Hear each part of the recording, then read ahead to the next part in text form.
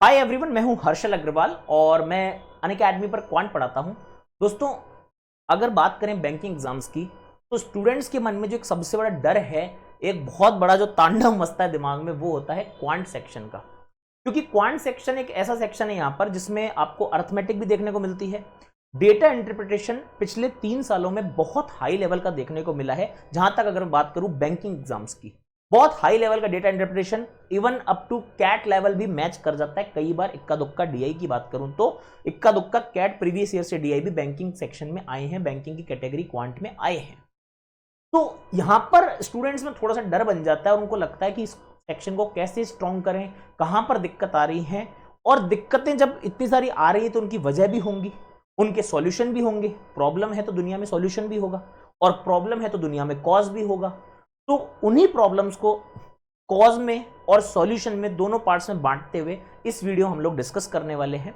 अगर पहला आप यहां पर देखेंगे तो मैंने यहां पर बनाया है कि क्या आपके लिए तरीके हो सकते हैं, सॉल्यूशन पहले लिए हैं, और सामने आपके लिखा है क्या नेगेटिविटी है, क्या वो कारण है जिनके कारण वो प्रॉब्लम्स हमारे सामने आती हैं।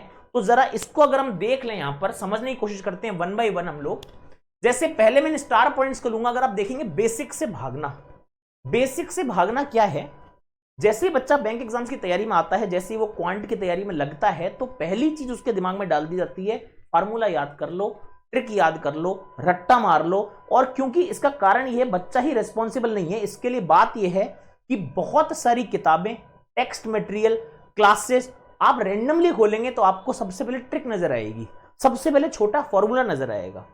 अब जरूरी नहीं है कि किताब लिखने वाले ऑथर का, राइटर का मकसद ये रहा हो कि आप सीधा ट्रिक पर आए। आप कोई भी एक रैंडम क्लास खोलते हैं किसी भी प्लेटफॉर्म पे, चाहे आप यूट्यूब पे हैं या किसी भी कोचिंग इंस्टीट्यूट में हैं, कहीं आप किसी ऑनलाइन प्लेटफॉर्म पे हैं, और वहां पर आप ट्रिक्स देखेंगे, फॉर्मूला देखेंगे, तो आपको लगता है कि यही बिगिनिंग फेज है। कभी भी बिगिनिंग फेज ट्रिक नहीं हो सकता। किसी भी चैप्टर का, किसी भी सब्जेक्ट का बिगिनिंग फेज ट्रिक नहीं होता। क्योंकि ट्रिक वो चीज है जो, मतलब ये है कि रोटी बनी हुई है, रोटी के ऊपर जो बाद में आके जो घी लगने का काम है ना, वो ट्रिक कर सकती है। ट्रिक घी को डायरेक्ट नहीं खा सकते, डायरेक्ट हजम नहीं हो पाएगा इतने अमाउंट में। ट्रिक डायरेक्ट आप यूज नहीं करेंगे। पहली चीज दिक्कत यह है, ट्रिक को अपनाना, शॉर्टकट को अपनाना और बेसिक से भागना सबसे बड़ी गलतियां हैं। क्योंकि आप बेसिक नहीं सीख पा रहे हैं। मैं क्लासेस में कई बार देख रहा हूं कि बहुत सारे बच्चे ऐसे हैं, अगर उनसे एक बेसिक चीज पूछ ली जाए तो वो कहीं ना कहीं अटक जाते हैं। उसी को अगर मैं ट्रिक लगवा के पूछ लूं, बता देंगे। इसका फायदा एग्जामिनर ने उठाया, क्योंकि एग्जामिनर कई सालों से क्वेश्चन बनाया जा रहा था, बहुत सालों से क्वेश्चन बना रहा था। एक दिन तो क्वेश्चन खत्म होने लग गए थे। क्वेश्चन बैंकिंग में रिपीट होता ही नहीं, एक भी क्वेश्चन रिपीट नहीं मिलेगा आपको बैंकिंग में, कभी भी एग्जाम में कभी रिपीट नहीं मिलेंगे आपको क्वेश्चन, चाहे एग्जाम पीओ का हो या क्लरिकल का हो। तो उन्होंने क्या किया, उन्होंने क्वेश्चंस को थोड़ा सा अलग तरह से फ्रेम करना शुरू किया। उन्होंने 17,000, 16,000, 25,000, 2,50,000 ये सब डेटा देने के बावजूद उन्होंने क्या किया कि ठीक है, ये डेटा दे दिया हमने, बहुत दे दिया, अब क्या करते हैं, 5x, x plus 300, a/2 minus b, कुछ ऐसे डेटा डालना शुरू किया, वेरिएबल इंट्रोड्यूस करना शुरू किया नंबर्स की जगह। अब होता क्या था, बच्चा ट्रिक याद करके जाएगा, एग्जाम में नंबर में लगाएगा, सेट है मामला नंबर में। तो अब वही ट्रिक, वही formula A B X Y Z यहां पर लगाना मुश्किल होता चला गया। अगर डायरेक्ट क्वेश्चन तो फिर भी लग जाएगा, डेटा इंटरप्रिटेशन में दिक्कत आएगी। टाइम एंड वर्क एक चैप्टर है, टीएसडी एक चैप्टर है, स्पीड टाइम डिस्टेंस, इन सबको आप डीआई में कन्वर्ट कर दो और टफ हो जाएंगी। लॉजिकल डीआई डालना शुरू कर दी बैंकिंग में, अलग अलग तरह के चार्ट्स दिखाना शुरू कर दिया। बेसिकली बैंकिंग की क्वांट को स्ट्रॉन्ग करने के लिए बताया गया, सीधी सी बात है, बेसिक पहले आना चाहिए। डायरेक्ट ट्रिक अप्लाई करेंगे तो हो सकता है प्रीलिम्स एग्जाम जरूर निकल जाए, मगर मेंस एग्जाम में जाके बच्चे अटकना शुरू हो गए। और इसीलिए मेंस की क्वांट को बहुत लोगों ने हवा बना लिया, डर बना लिया, बुरे सपने जैसा बना लिया, गुफाओं कंदराओं जैसा नाम दे दिया, जबकि ऐसा कुछ भी नहीं है। अप्रोच मैटर करती है। आप अगर हमारी क्लासेस को देखेंगे तो आपको मालूम पड़ेगा कि पिछले 3 साल से लगभग मैं क्वांट पढ़ा रहा हूं बैंकिंग सेक्शन में। तो बैंकिंग में अगर आप देखेंगे तो बेसिक पर इतना जोर दीजिए कि आपको ट्रिक की जरूरत ना पड़े, और पड़े तो मेंस में, क्योंकि ट्रिक्स जनरली फेल हो जाती हैं। मेंस में जाकर ये बच्चे बहुत ज्यादा अच्छा स्कोर करके आए हैं, 50 में से 41, 42 स्कोर, जब पेपर की कट ऑफ 3 नंबर 2.5 नंबर रही है। ये स्कोर्स भी मेरे स्टूडेंट्स के रहे हैं, और सिर्फ उसकी ताकत ये थी, बच्चे का बेसिक बहुत स्ट्रांग था, सिर्फ ट्रिक्स पर वो आधारित जीवन नहीं जी रहा। उसके अलावा एक्सेसिव कंटेंट आज की डेट में एक प्रॉब्लम बनती जा रही है। आपकी नेचर सेलेक्टिव होनी चाहिए।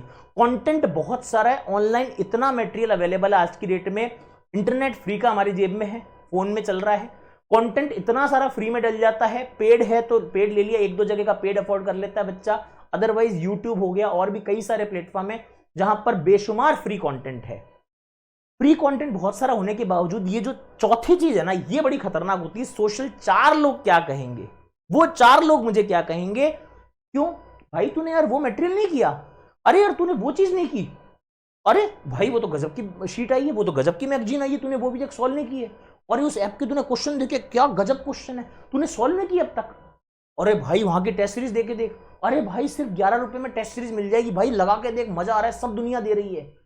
आप अपनी तैयारी छोड़ छोड़ के हर जगह, क्योंकि हर चीज फ्री में मिल रही है, तो हमारी टेंडेंसी होती है सबकी, आपकी मेरी सबकी है, अगर 3 साबुन पर एक चौथा साबुन मिल रहा है तो लेने एक साबुन गए थे हम, 3 साबुन की बट्टी को जेब में डालते ही हैं, चौथा तो फ्री है, साबुन फालतू में मिल रहा है, ले लो, तो ले तो लो, साबुन तो काम आ जाएगा, क्योंकि नहाना है सबको, नहाना एक ना एक दिन सब नहाएंगे, घर में 4 साबुन 3 साबुन काम आ जाएंगे, मगर वो फ्री का कंटेंट काम नहीं आ पाएगा। आपके कंटेंट में आपको सेलेक्टिव होना पड़ेगा कि मुझे कहां का यूज करना है, कौन विश्वसनीय है, कौन बिल्कुल अभी मार्केट में पता ही नहीं मेरे को कौन किसका है, नाम ही नहीं पता है आज तक, बस उसने कह दिया मैंने ले लिया रख लिया।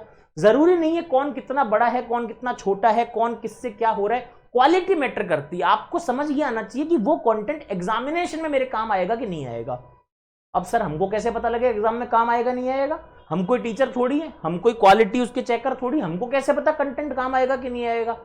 उसके लिए जो हमारे ये पॉइंट्स है वो हैं, सबसे पहले देखिए सिलेबस क्या है, और सेकंड चीज मैं हमेशा बोलता हूं बच्चों को, पीवाईक्यू क्या है।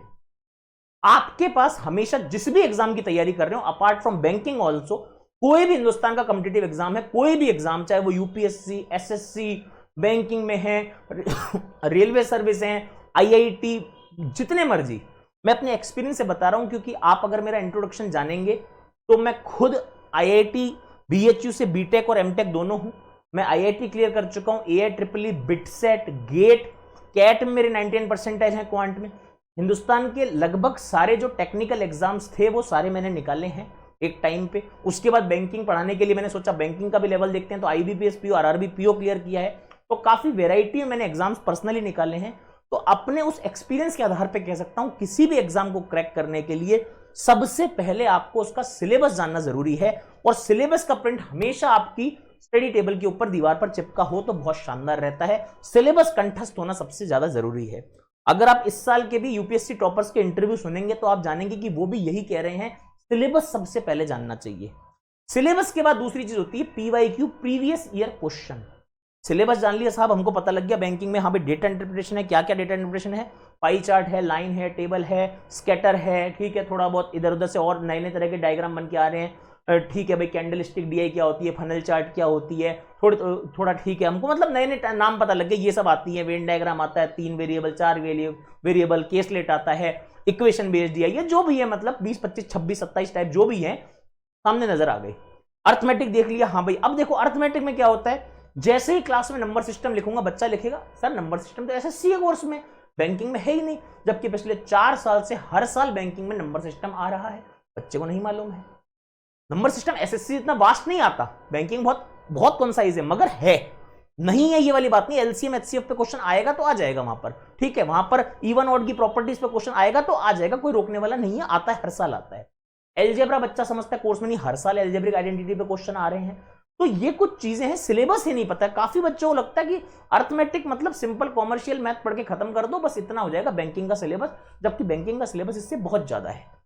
समझने की बात है, पहली बात सिलेबस जानिए, दूसरी बात पीवाईक्यू। पीवाईक्यू दुनिया के हर कोने में अवेलेबल है, आज की डेट में इंटरनेट का युग है, गूगल पर आप कोई भी पेपर और ईयर डालेंगे मिल जाता है। उसके अलावा हम लोग यूट्यूब पर इतना कंटेंट डाल देते हैं, अनअकैडमी के प्लेटफॉर्म पे इतना कंटेंट डाल देते हैं। मैं पर्सनली सारे पेपर जितने भी क्वांट के हुए हैं पिछले 2019 से लेकर 2022 में जो भी चल रहे हैं, मैंने सारे वो तो खुद ने लाइव कराए पेपर के अगले ही दिन। इसके अलावा 2018-17 के पेपर भी मैंने कराए, इवन पिछले 5-5 6-6 साल के पेपर भी कंपाइल करके डाले हैं, यूट्यूब पर भी डाले हैं मैंने, सारे फ्री ऑफ कॉस्ट अवेलेबल हैं। तो सारे पेपर अवेलेबल, क्वांट के अगर मैंने डाले तो रीजनिंग के वहां के टीचर्स ने डाले होंगे, इंग्लिश के, जीए के, सबके डाले हुए हैं पेपर, हर जगह मिल जाते हैं आपको, वेबसाइट्स पे पीडीएफ मिल जाएगी अलग अलग जगह पर आपको। तो इतना सारा कंटेंट अवेलेबल है, पीवाईक्यूज जब अवेलेबल है उससे लेवल मैच करिए एक बार। आप जो भी पढ़ रहे हैं, जो भी पढ़ना चाहते हैं, जो मटेरियल ले रहे हैं, लेना चाहते हैं, जो भी क्लास अटेंड करना चाह रहे हैं, कुछ भी करिए, आपके पास स्वतंत्रता है, मगर मैच करिए लेवल की, कहीं आपका वो पीवाईक्यू से मैच खा भी रहा है कि नहीं खा रहा है। पता लगा पीवाईक्यू से मैच ही नहीं खा रहा है, आप कुछ अलग ही पढ़े जा रहे हैं। और प्रीवियस ईयर क्वेश्चन में कभी भी बैंकिंग में ये काम गलती से मत करना, प्रीवियस ईयर क्वेश्चन में भी नहीं, तैयारी में भी नहीं, कि सर इस साल मैं प्री कर लेता हूं, यहां पर वो वाला मामला नहीं होता, अगले साल मेंस कर लेता हूं। यार बहुत बड़ा कोई प्रोजेक्ट नहीं उठा लिया अपने। बैंकिंग की तैयारी अगर बच्चा शिद्दत से करे, 5 से 6 महीने ढंग से पढ़ ले, बैंकिंग की तैयारी पूरी हो जाती है। कोई इसमें अतिशयोक्ति नहीं है, कोई बोल्ड स्टेटमेंट नहीं दे रहा हूं, कोई बहुत बड़ी बड़ी बातें नहीं कर रहा हूं।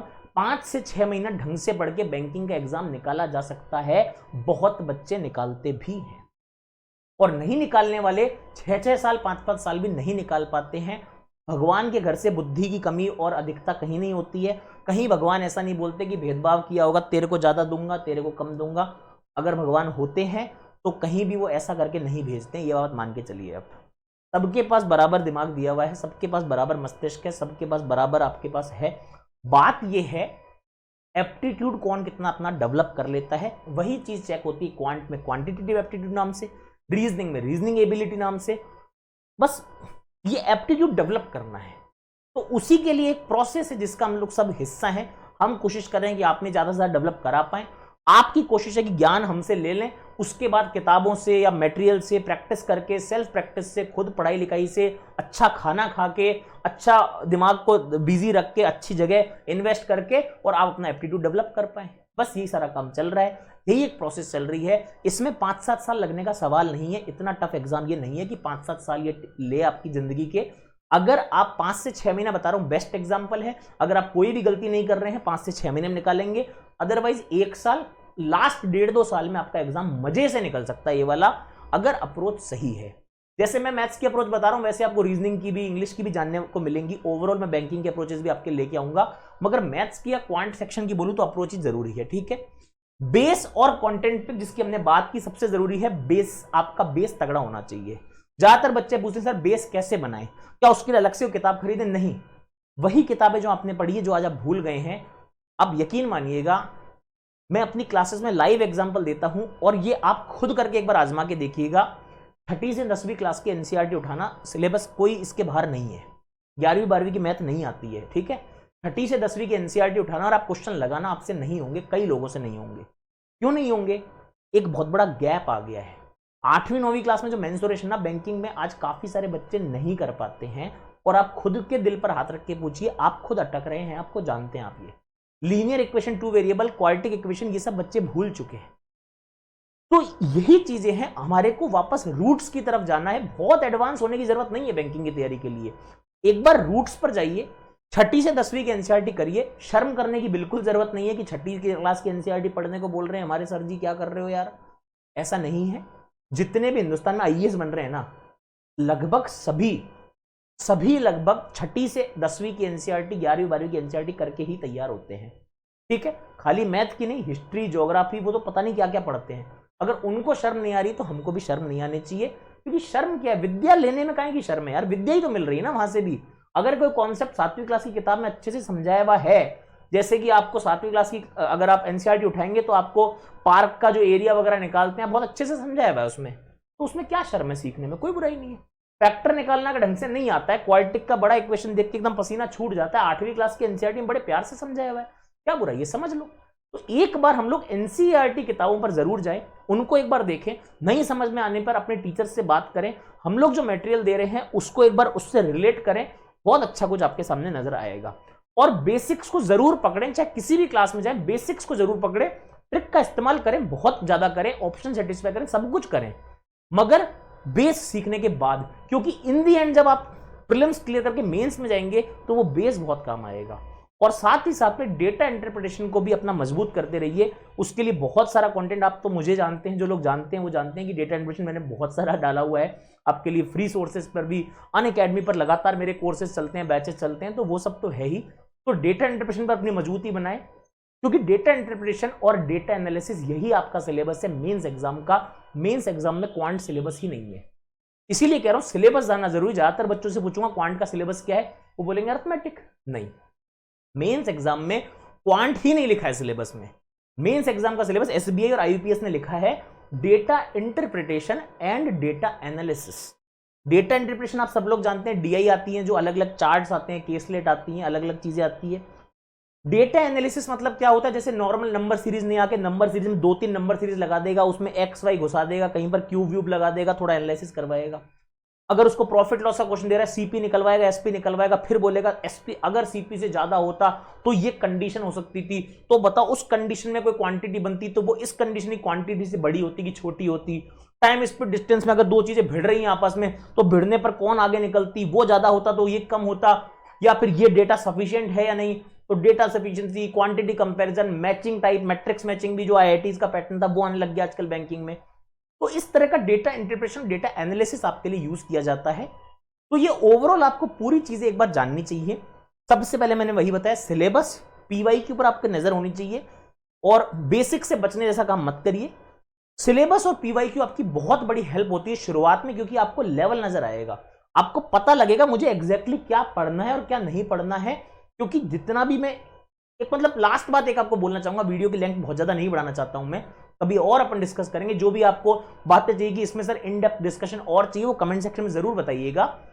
यहां पर मैं आपको एक बात बोलूंगा, उसी बात से अपनी बात को विराम भी दूंगा लगभग मैं। हिंदुस्तान में जितने भी कॉम्पिटिटिव एग्जाम हो रहे हैं, उसमें जितना मटेरियल आपके सामने है भी अवेलेबल, उसमें आपको कितना पढ़ना है, क्या पढ़ना है, ये कम इंपॉर्टेंट हो गया है, क्या नहीं पढ़ना है ये ज्यादा इंपॉर्टेंट हो गया है। क्योंकि सिलेबस उतना ही है, मगर एक गजब की कॉम्पिटिटिवनेस है, एक गजब की होड़ है जो कि बुरी नहीं है, मगर उसने सिलेबस के साइज को इतने से लेके बढ़ाते बढ़ाते बढ़ाते बढ़ाते और बढ़ाते चला जा रहा है। वो किताबों में नए नए क्वेश्चन, क्योंकि यार मार्केट में सर्वाइव करना है तो किताब को भी नए नए क्वेश्चन डालने पड़ेंगे। उसको दिखना पड़ेगा कि yes I am modern and advance. एक टीचर को भी अपने नोट्स में बहुत बढ़िया बढ़िया तरह के नए नए पैटर्न के क्वेश्चन डालने पड़ेंगे।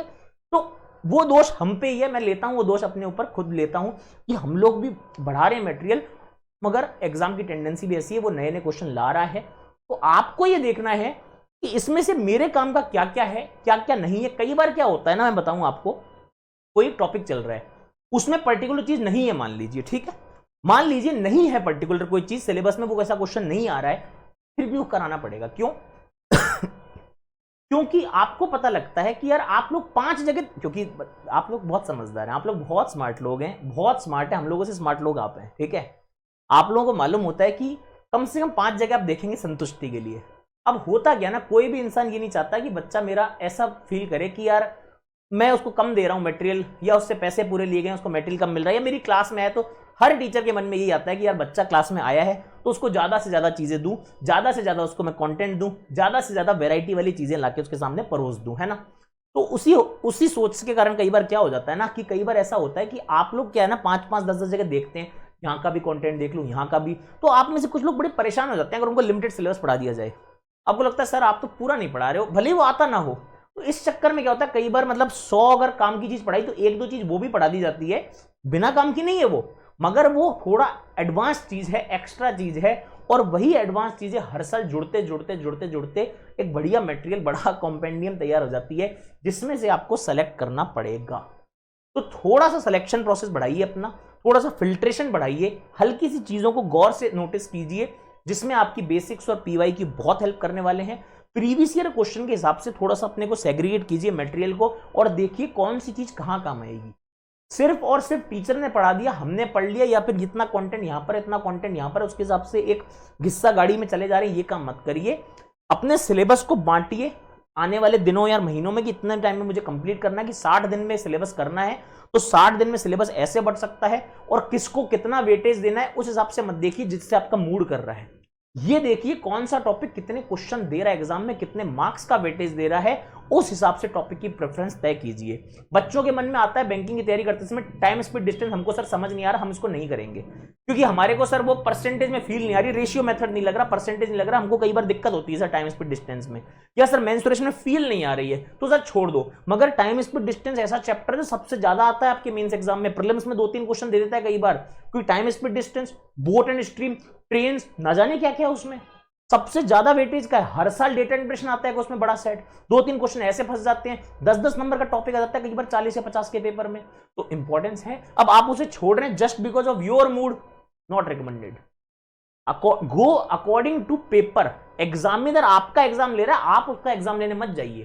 तो एग्जामिनर जो पूछ रहा है उसके हिसाब से गेम खेलिए, तब गेम में ज्यादा मजा आएगा। जैसी परिस्थितियां हैं, जैसी सिचुएशन है, उसके हिसाब से ढलिए। जैसा देश वैसा भेष वाली बात है। तो उम्मीद करता हूं बैंकिंग एग्जाम्स की छोटी छोटी जो गलतियां हैं, जिनकी वजह से कहीं ना कहीं आपको क्वांट में वीकनेस लग रही है, वो एक रेस्ट्रिक्टेड टाइम में मैंने कम टाइम में बताने की आपको कोशिश की है, और उम्मीद करता हूं आप लोग उससे रिलेट कर पा रहे होंगे। इस बारे में अगर और जानकारी चाहिए या आप चाहते हैं और हमारे बीच में इस तरह का संवाद कायम हो, बातचीत हो, तो कमेंट सेक्शन में जरूर बताइएगा। Thank you so much. मैं हर्षल अग्रवाल आप लोगों से विदा लेता हूं। धन्यवाद। Unacademy. Let's crack it.